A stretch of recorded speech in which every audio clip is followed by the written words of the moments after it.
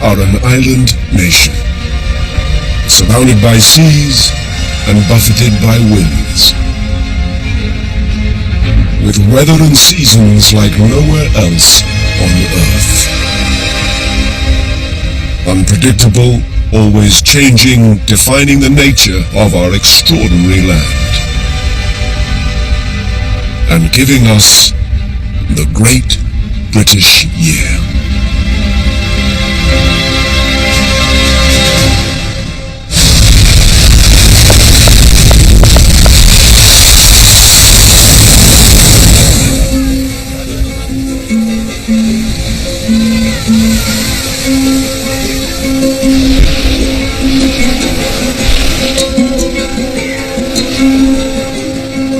The passing seasons are what makes the Great British Year. Some days it feels like we get all four in a single day.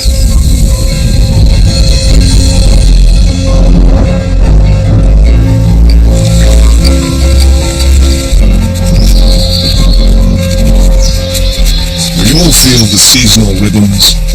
They're part of who we are.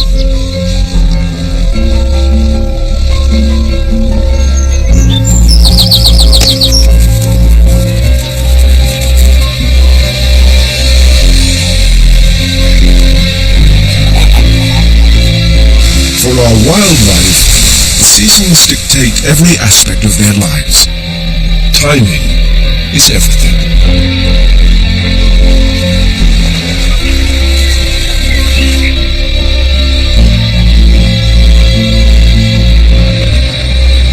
We're all in this together, in a headlong rush through the ever-changing year. 365 days, 12 months, 4 seasons that shape our lives. As the yearly cycle begins, it's cold and quiet, but full of promise. Winter is here.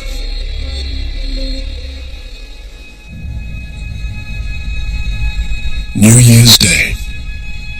The sun is rising, but it won't climb very high.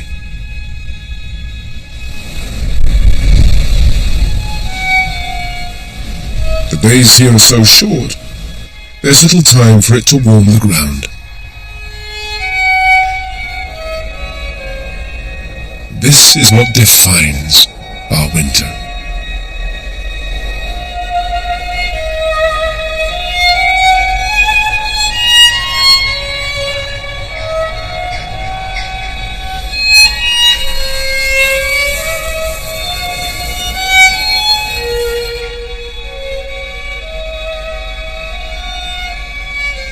In 3 months' time, spring will arrive.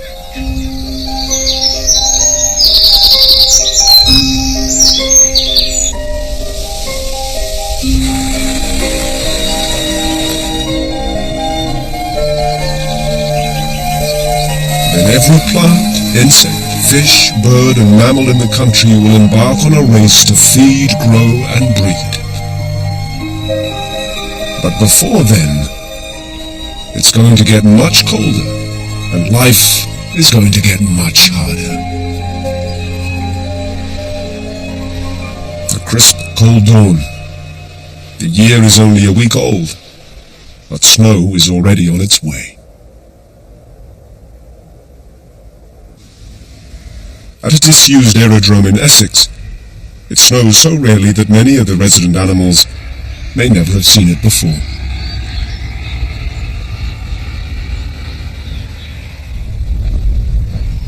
The derelict buildings are home to a male kestrel and a pair of barn owls.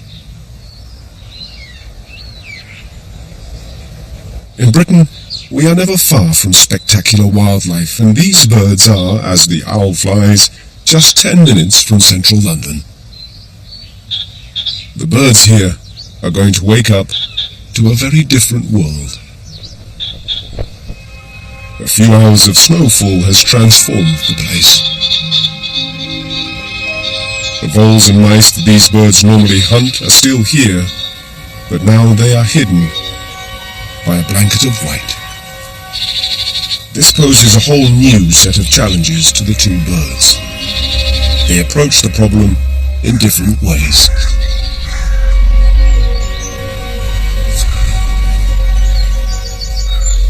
The barn owl's trick is to fly so silently that, although she can't see her prey, she can hear it.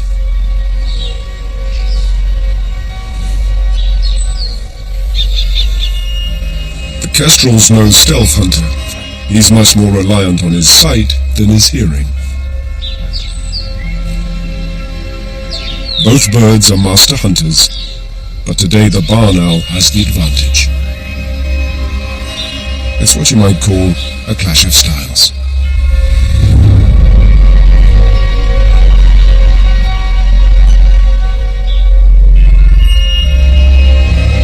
To keep an element of surprise, the kestrel needs a telegraph pole to launch his ambush, while the silent barn owl is free to hunt on the wing. And she knows the airfield well. Under the snow here are some corrugated iron sheets, just the spot to catch voles. Even from this height, she can hear the voles beneath the snow.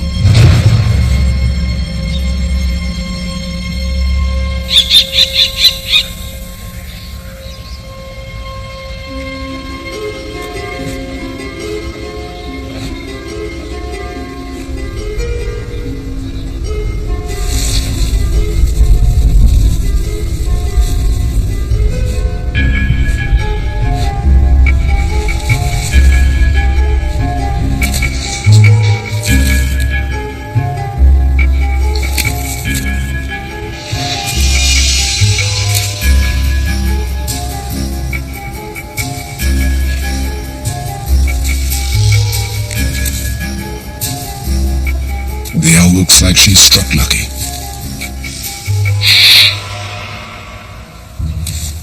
Which is more than can be said for the kestrel.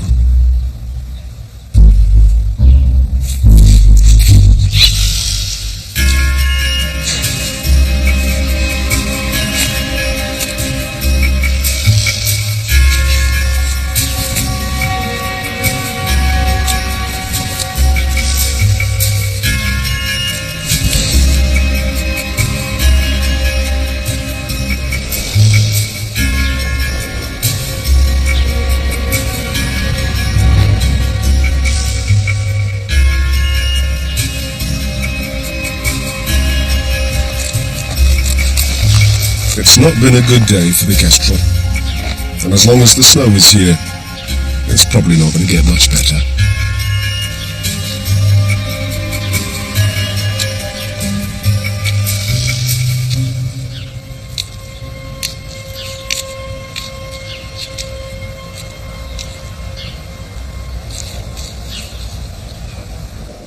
Just a few miles down the road, they've escaped the worst of the snow. But there is something much more deadly in the January air. Frost.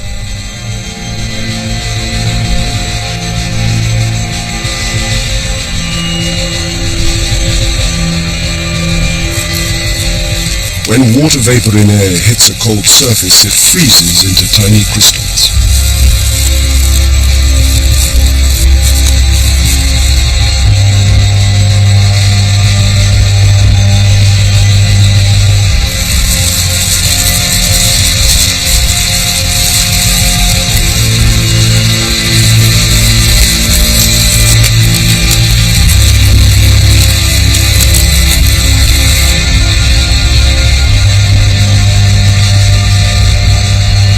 Frost on a windscreen is a bit of a nuisance, but imagine if it got inside your body.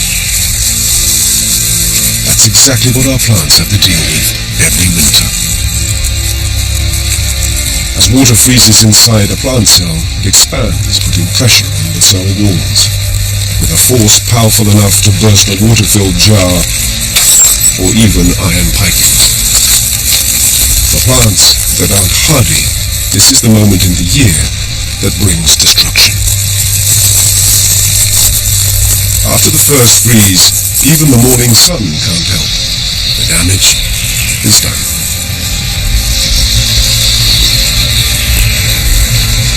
combined effect of thawing then freezing ruptures the cells, turning the plant to mush.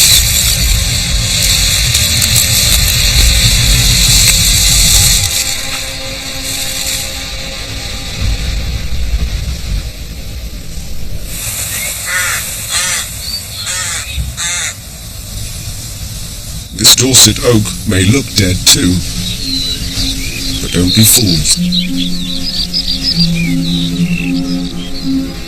Beneath the bark, it's very much alive, protected by a natural antifreeze that runs through the cells of its trunk. It's simply biding its time for when the warmer months return. Thanks to this strategy, it's lived through 700 winters and survived its first frost in the days when medieval knights roamed the land.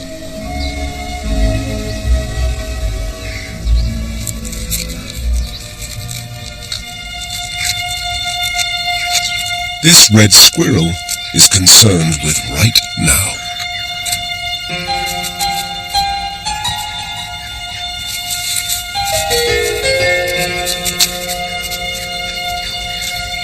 Her warmth comes from the energy in the nuts that she stored away months ago.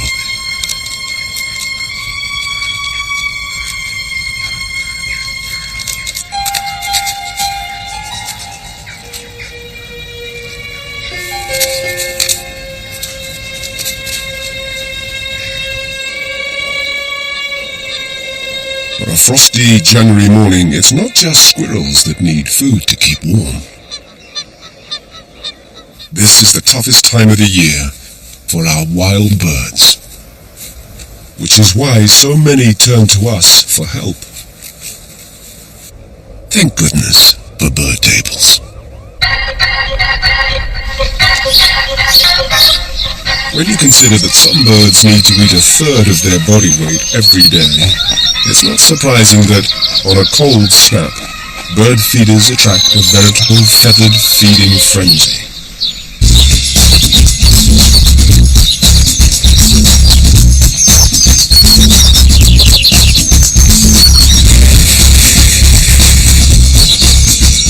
Our birds are not big on sharing.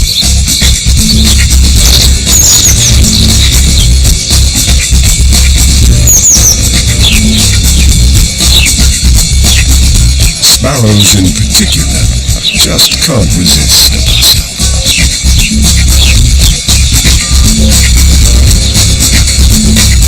And greenfinches are even worse. You'd think they spend their time eating instead of fighting.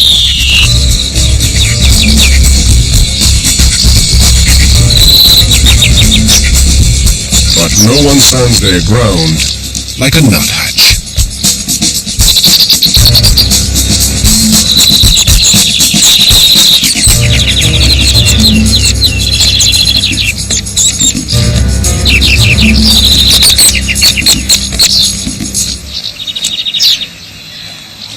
We spend £365 million a year feeding birds. For these few weeks, that becomes a lifeline.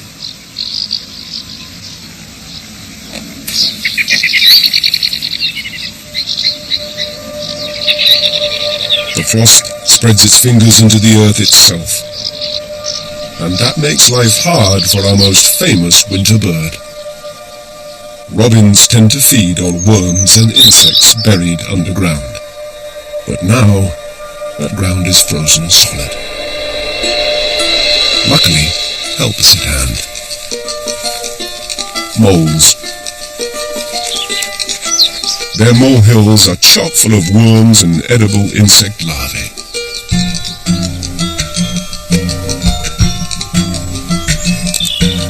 Every fresh molehill becomes a feeding opportunity.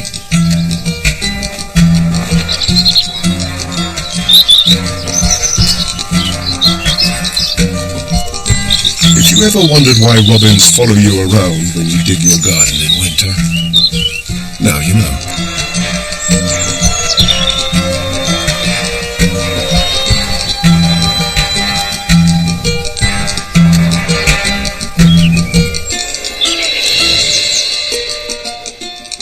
may be bitterly cold, but for gardeners and farmers alike, winter is still the best time for turning soil and preparing for the year ahead.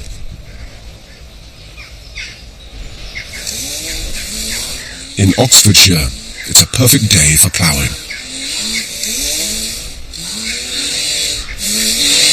With each pass, the plough does the work of many millions of moles, turning over tons of soil. If ever there was an opportunity to get at the bugs beneath the frozen surface of the soil, this is it.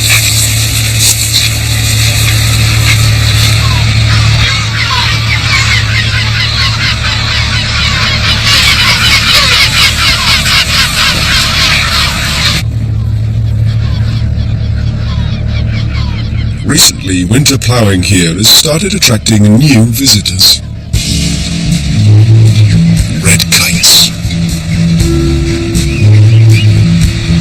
They were almost extinct only 100 winters ago, yet now their numbers are booming.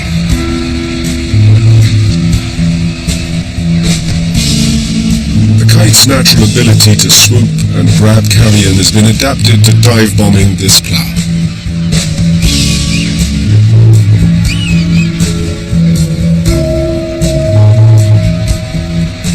Adjust and trim their flight to come in low right behind the blades.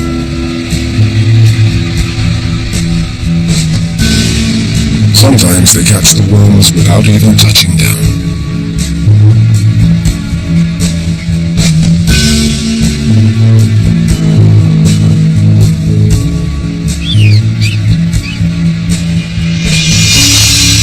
The farmer's skill at ploughing the perfect farrow is more than matched by the aerobatic skills of these kites.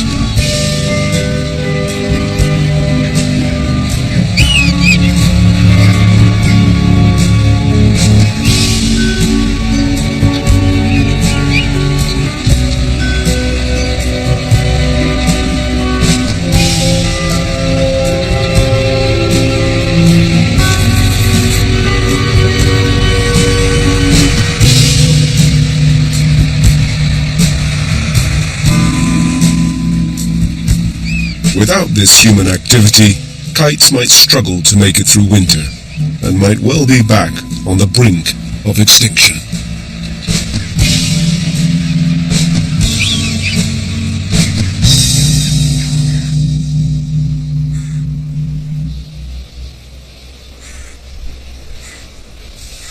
Britain's winter landscape is characterized by the stark skeletons of our native trees. There is one rather surprising result to having leafless branches. In the summer, the tree trunks are shaded by the leafy canopy, but 6 months on, the trunks are bathed in sunshine and become the perfect surface for a unique winter crop. That crop is edible green algae.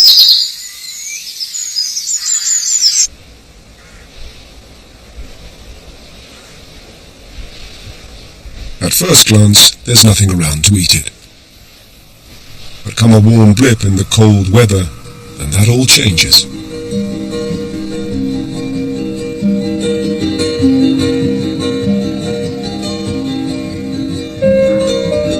From the gloom come countless crustaceans. The same wood lice we find in our garden.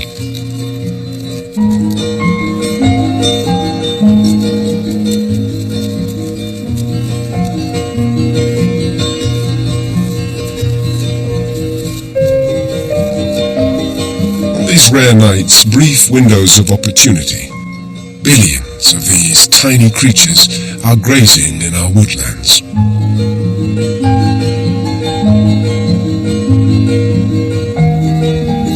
As soon as the cold returns, they melt back into the night.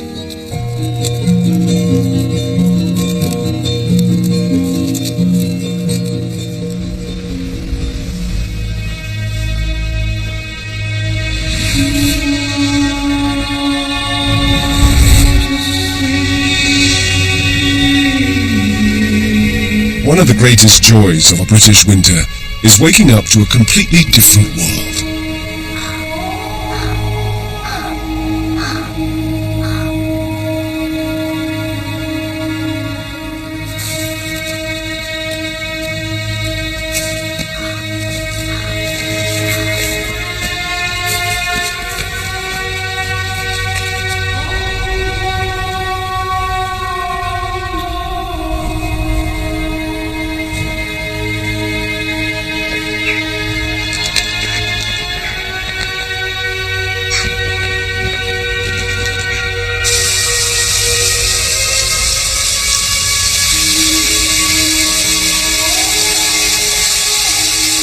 As the giant white duvet covers the landscape, it isn't just the sights that change. Hard edges are cushioned and echoes are muffled, giving us the sound of winter.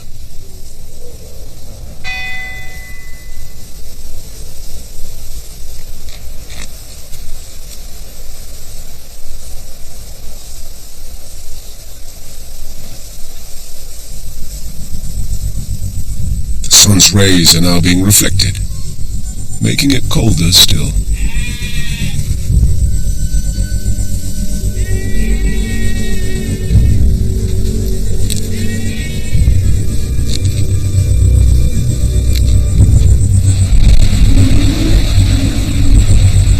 North, on higher ground, what was already a challenging place to live has just become even more so.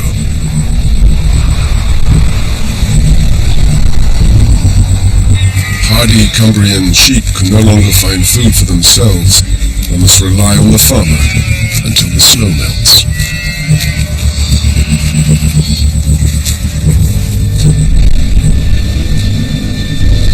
Further north still, the Scottish Highlands have become Britain's most extreme environment.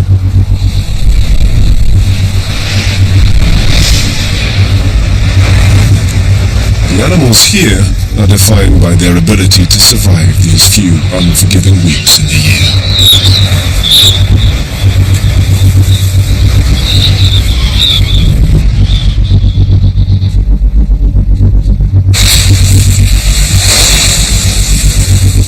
For us, just to visit the Highlands requires special equipment.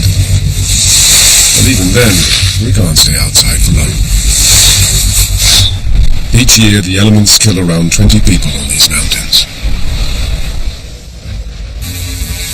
In southern low-lying areas, snow is rather more of a novelty. So, we tend to make the most of it.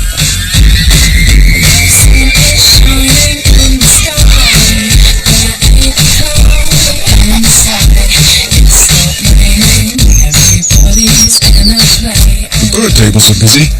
The birds will be okay as long as the food keeps coming.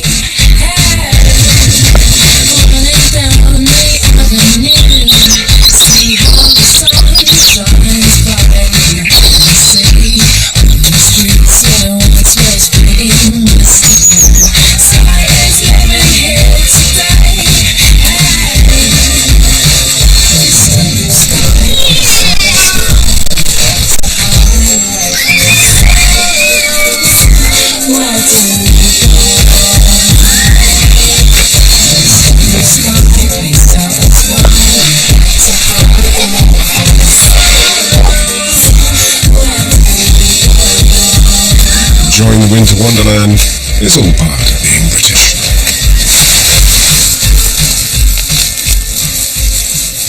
But then, when we've had enough, we can always go in for a nice hot cup of tea.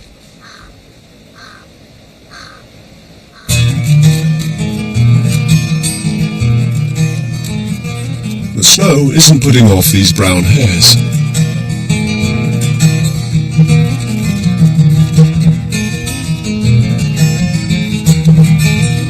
These young males are hoping to find a mate and have started boxing early.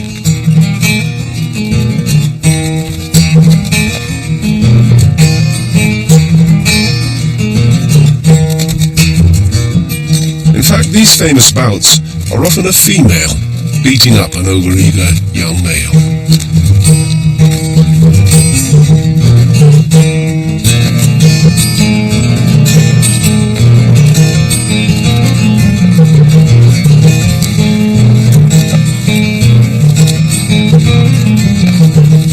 If he isn't strong enough to beat her, then she just isn't interested.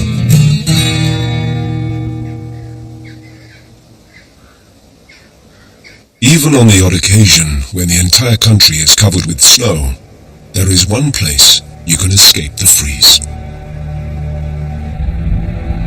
The coast. Satellites measuring surface temperatures show that in winter the sea is much warmer than the land. This holds our winters in check, and is part of what makes our seasons unique. Mind you, water draws heat out of us faster than air does, so a quick dip would still be an achingly cold experience. This isn't usually a problem for Britain's largest wild resident. Grey seals are insulated by thick blubber and fur.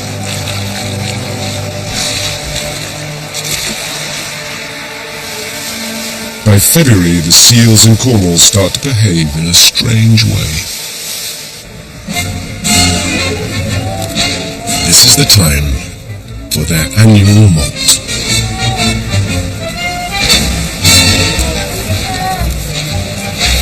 They replace old fur, and to do that, they must pump blood closer to their skin's surface.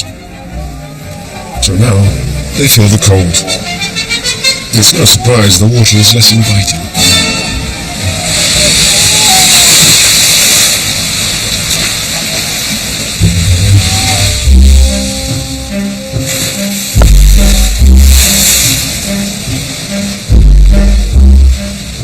The incoming tide makes them behave less like seals and more like nervous holidaymakers.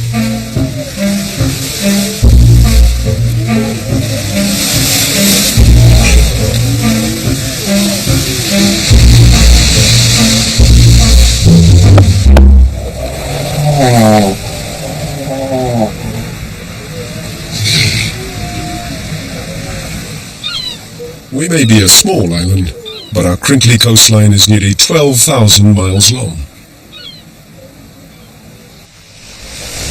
And with the help of the warming effect of the sea, there are few special places where in winter, life gathers on a massive scale. This is the Wash Estuary. Today is the biggest tide of the winter. As the water drops, it exposes miles of mud full of life. Billions of creatures living just below the surface. One type of bird makes a special effort to come here to feed in our winter. Huge numbers of Arctic knot have been arriving here every day since November.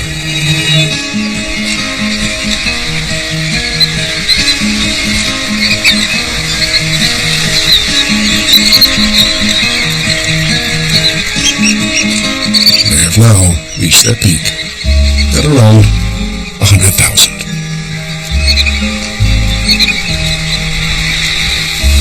The race begins as they rush to feed on the exposed mud.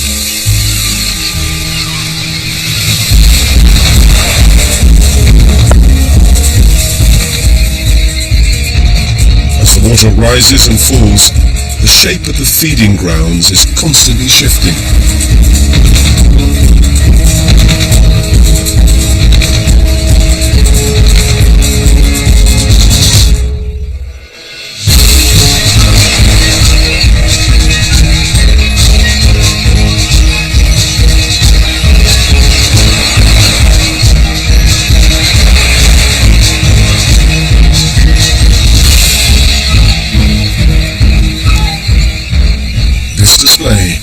Is one of the winter season's secrets. Few of us are lucky enough to see it. By mid-February, winter should be passing its peak. But this year it's still cold, and inland, the snow still covers the ground.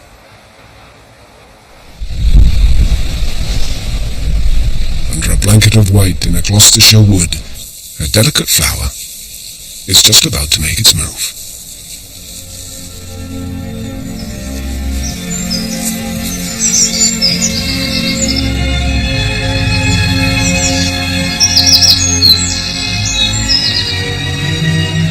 This is the time of the snowdrop. They are not the tallest, not the most colourful, but they have stolen the race on practically everything else. Their timing is perfect. Without any other plants to blot out the sun, each tiny snowdrop is free to harvest the light.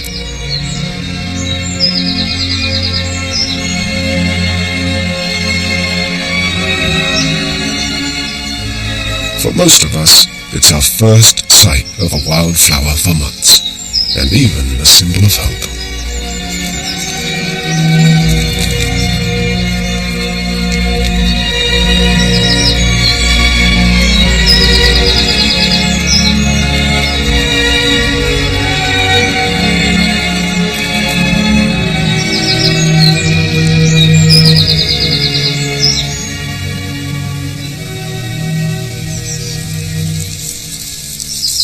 It's St. Valentine's Day.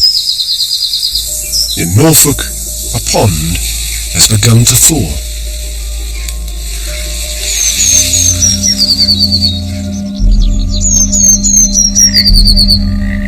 For a male frog, it's time to act.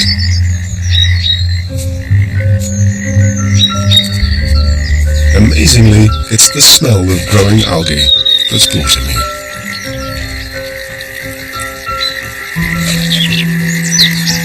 And the boys call in the girls.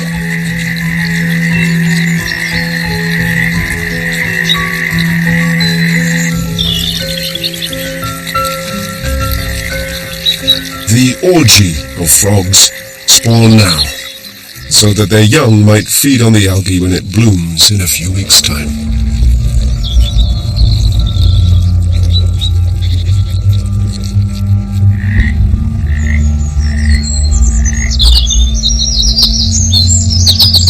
A few hours of winter sun draws adders out onto a heath in Kent.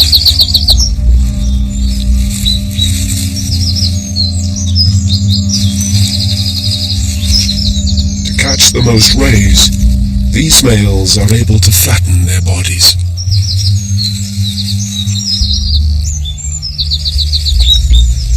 He and other male adders need this warmth to speed up their sperm production. They won't mate till spring, but they're making hay while the sun shines.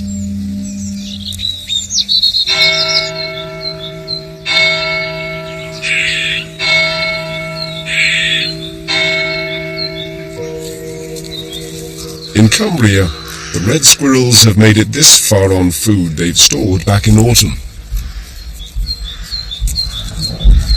And these nuts are all the food they have until the spring arrives.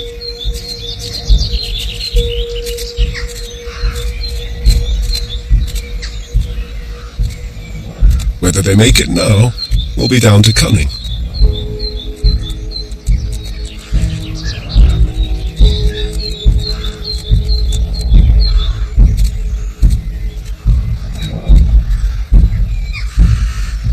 There's much more to squirreling away than just simply burying nuts.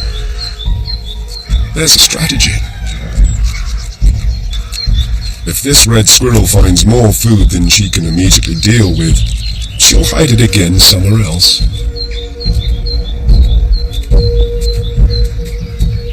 It's a great system. The problem is that there are lots of squirrels around, and every time she digs up a nut, their eyes are on her.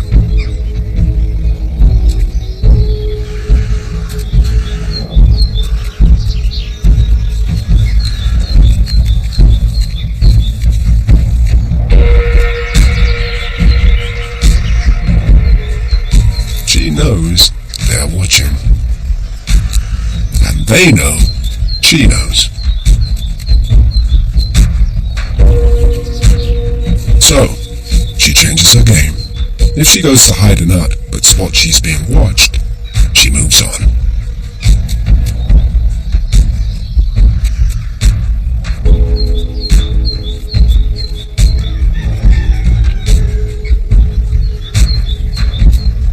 If she's fast with her paws, she can trick them into thinking that she's buried it,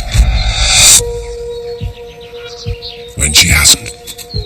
And so the game continues, leading them on a merry chase of deception. For the spying squirrels, it's worth checking everywhere she's been, just in case it was a double bluff.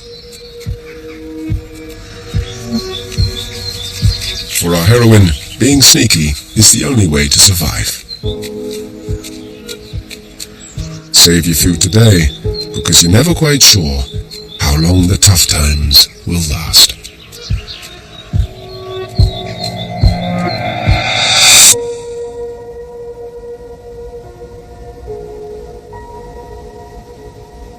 You can't take anything for granted in a British winter. Back at the old aerodrome in Essex, there is a hopeful hint of sunshine breaking through.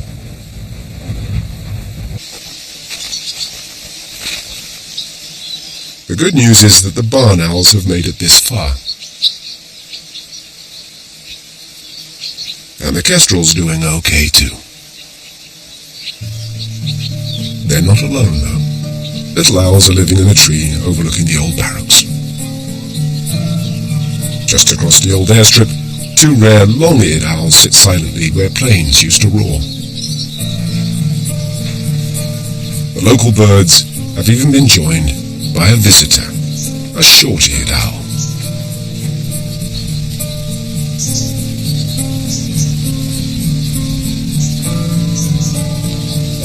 Her yellow eyes mark her out as a day hunter.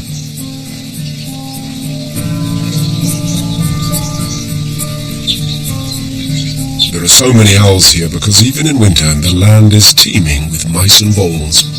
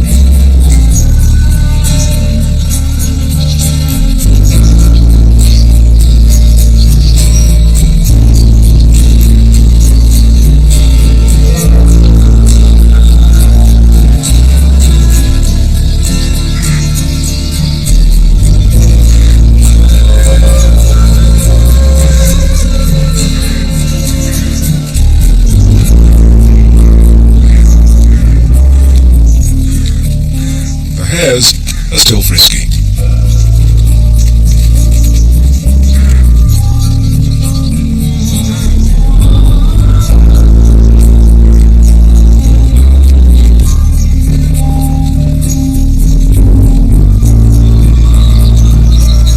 Some have already got babies.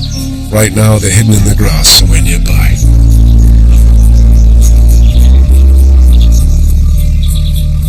During daylight, the aerodrome holds few dangers for them.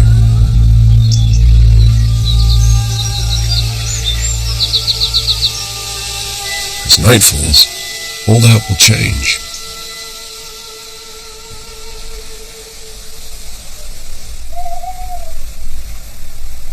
A thermal camera allows us to see what's going on.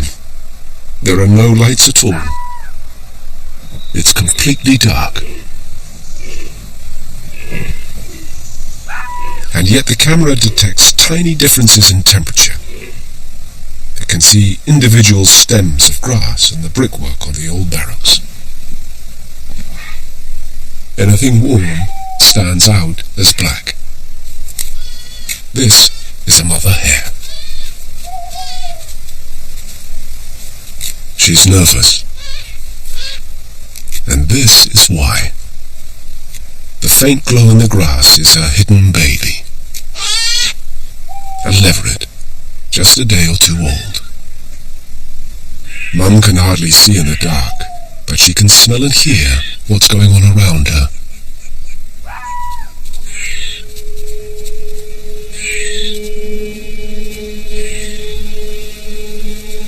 Every faint rustle catches her attention.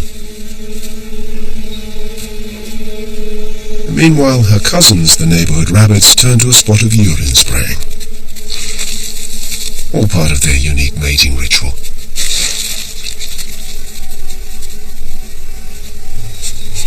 She can't be sure which sound means danger. That's the lolloping gait of a badger. The mother hare has no idea it's there. is digging for worms at the moment, but if it finds the baby hare, it will eat it in a second.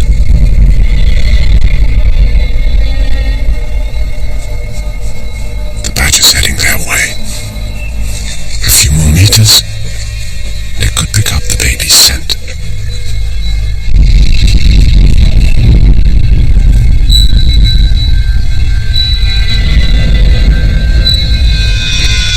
A piercing cry gets everyone's attention.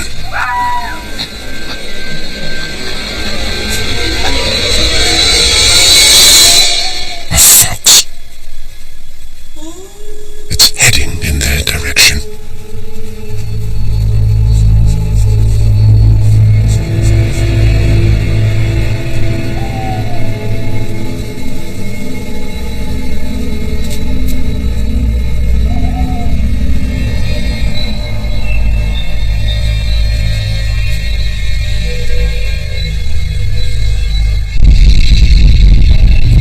Suddenly, both fox and badger catch each other's scent.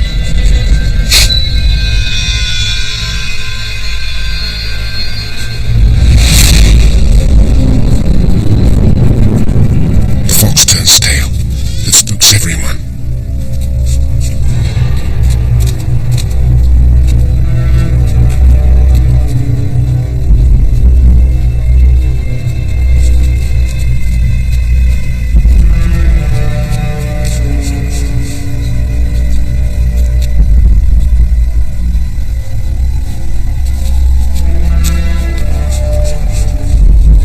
The leveret is safe. For tonight.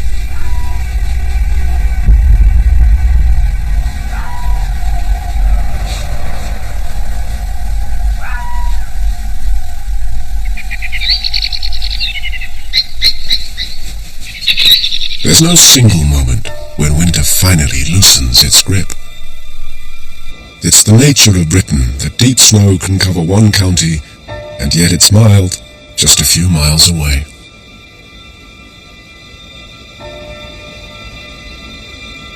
Whatever the weather is doing, the days are getting longer, and nature is reacting. Inside the trees, their cells are changing, preparing for the future. The north of our planet is slowly tilting back towards the sun. Britain is warming.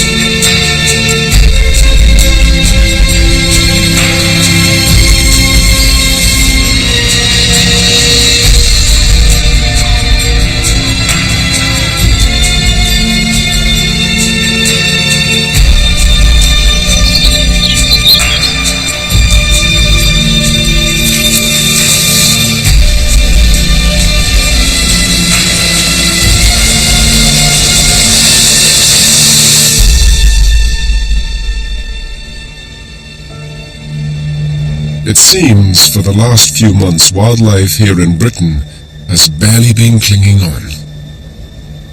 But we can all feel a change. It's not just about survival anymore, it's about new life.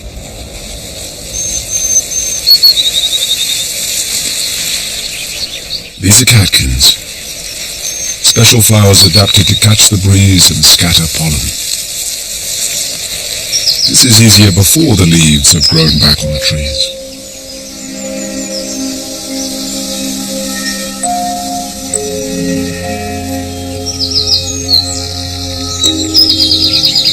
The slightest breath of wind or nudge of a passing bird is all that's needed.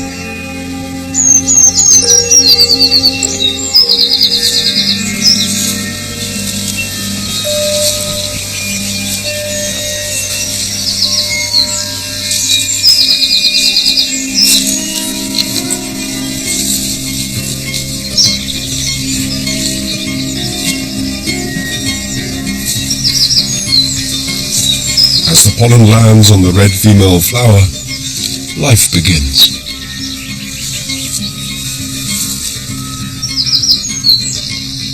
By March, Britain is straddling 2 seasons, and in the countryside, things are picking up pace. Here in Somerset, it's time for hedge laying, just as it's been done for hundreds of years. When this lattice of branches sprouts, it will create a new strong field boundary, and one of the country's most important wild habitats.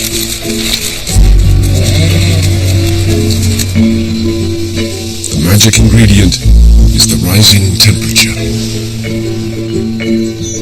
As it passes 7 degrees, our plants begin to grow in earnest, and it's particularly true for Britain's biggest crop, grass. It covers over half the entire UK landmass. The greening of Britain begins in our southern cities, with their millions of lawns.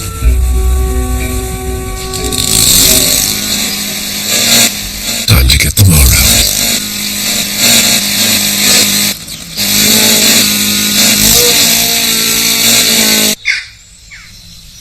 Soon, all across the country, the newly sprouting grass will attract grazers.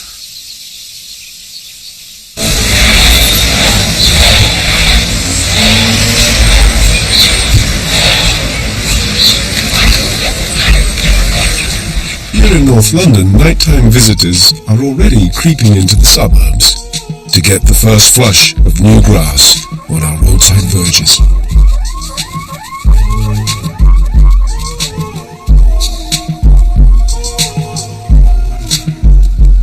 These are fallow deer.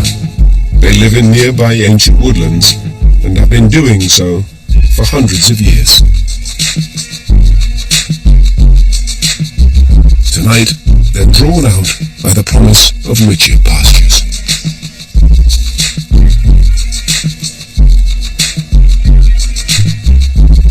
The females are carrying young, and in June they'll give birth. Every mouthful of grass they find is precious.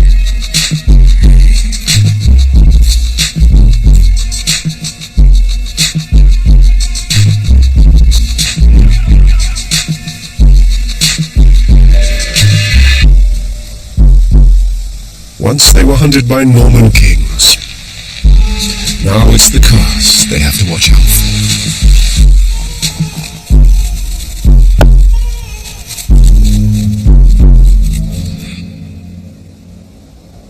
In the passing of just a few days, it seems life has returned to our islands. Green shoots are emerging, animals venturing out, and Britain looks a completely different place. It's the spring equinox, when our days and nights are exactly the same length. The stage is set for the next big phase in the Great British Year.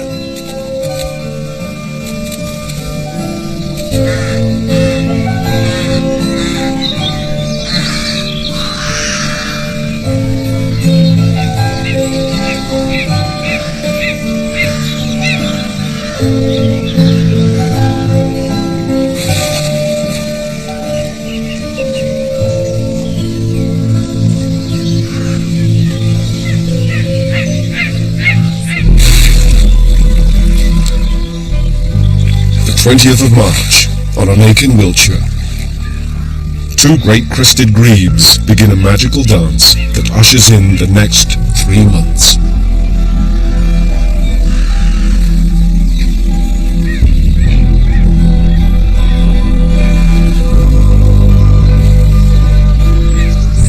There is courting to be done, territories to be established, and nests to be built. Spring is finally here.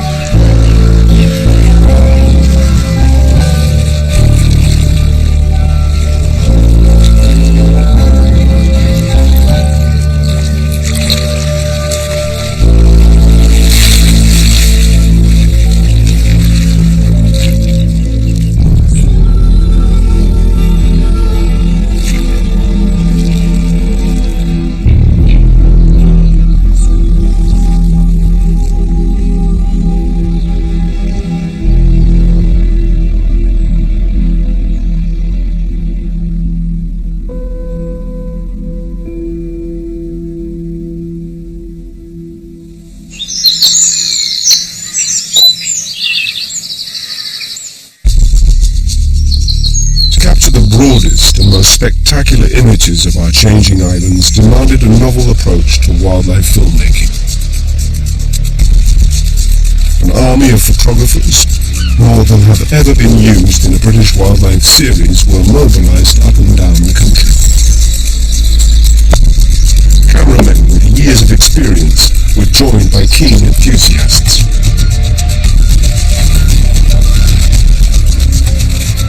By tapping into local knowledge and expertise, the team was able to gather footage of the country as it constantly changed, revealing the best and the worst of the British weather.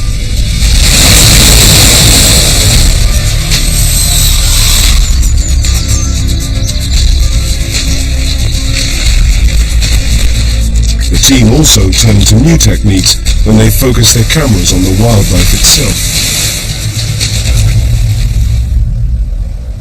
Stowe-Mares, a disused World War I airfield. It's known for having an amazing concentration of birds of prey and is home to dozens of hares. But the team suspected there was more to this place. To unlock its secrets, they decided to film at night.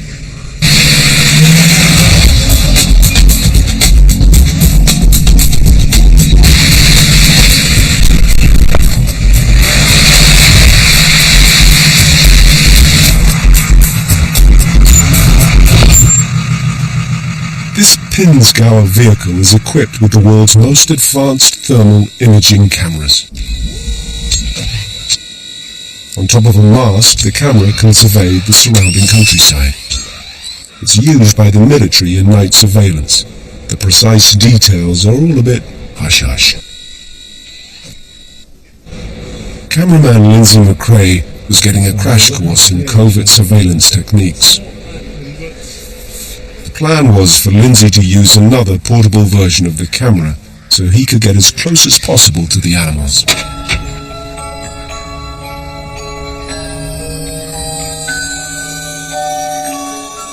As night fell, the main crew retired to the Pinzgauer. This was a whole new experience for the team. Thermal cameras form a picture by sensing heat without needing any lights. So your subjects have no idea they are being filmed.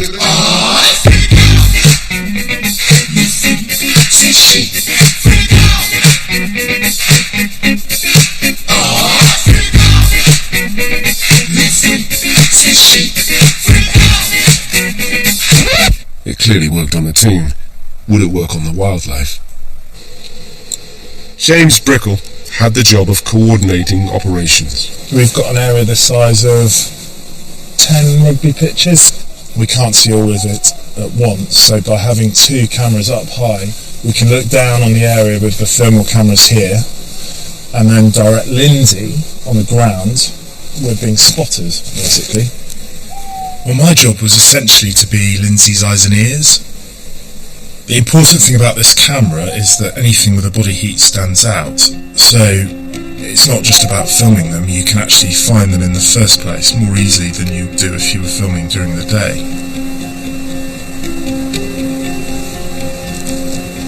You still need fieldcraft though, because Lindsay needed to stay quiet, he needed to stay downwind and put himself in the right position to get the very best shots.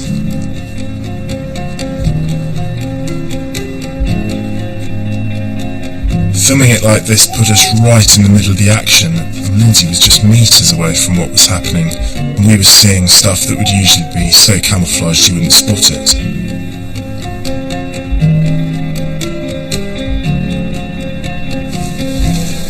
I think that's a woodcock. We're at the end of our zoom. I mean, that's not bad, I think that's a woodcock. They are impossible to see in the day. Hello Linz, if you can hear me, there is a muntjac deer, I think it's a deer, on the bank on the other side.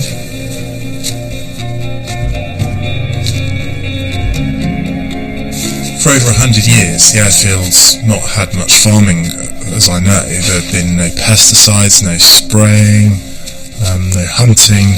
It's not really surprising. I saw more British mammals in one night than I'd ever seen before.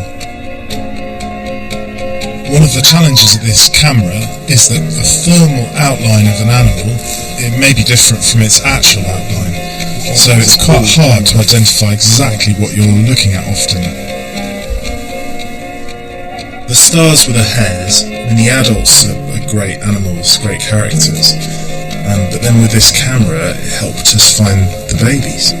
There's Lindsay, our cameraman, and he's filming some leverets and baby hares that are about, it's difficult to tell, 20 metres in front of him. Oh, they are so cute. We went looking for them in the day and we walked straight over the spot where they were 4 or 5 times and didn't see them. So without a thermal camera you would have no chance of spotting them at all. What's that? That's a badger. Is it? Lynn, there's a badger right behind you, I think. Initially I didn't think the badger was going to pose a threat because it looked like it was hunting for worms. In fact, at the time we were all watching some bats that were circling it and looked like they were hunting for insects that it was kicking up, which isn't something I've seen before.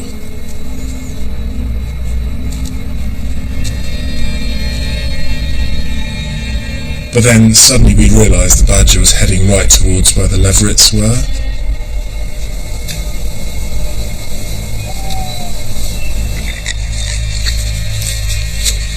And then we got a bit of a surprise.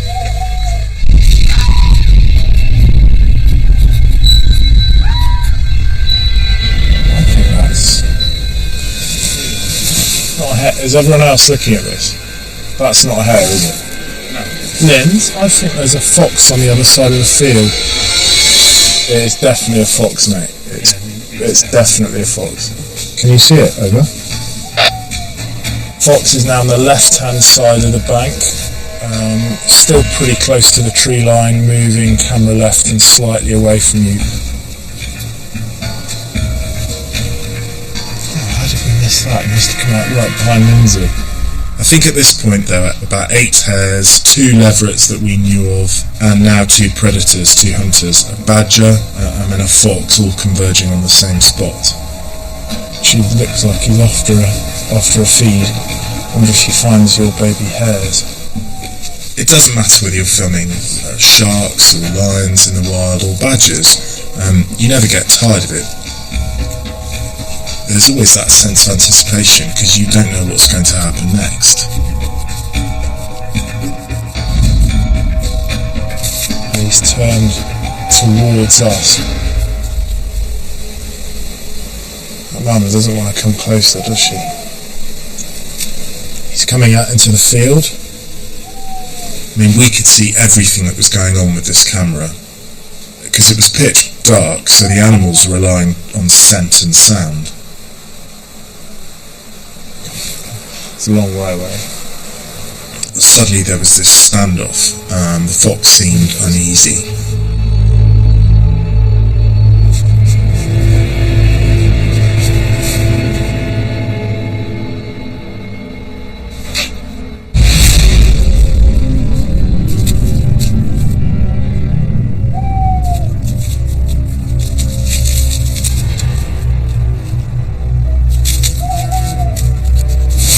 You're getting this, Jeff.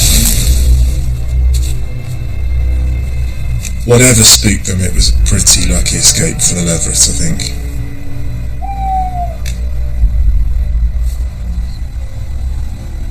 Hidden by the dark, dramas like this play out all over the countryside every night. It was only by using this new camera that it was possible to witness Britain's secret wildlife in this way.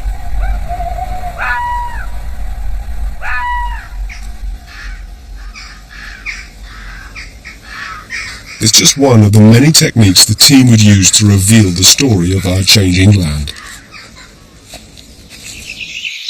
To get a free copy of this poster about British seasons, call 0845 271 0017 or go to bbc.co.uk/Great British Year. Follow the links to the Open University and take part in our seasonal wildlife census.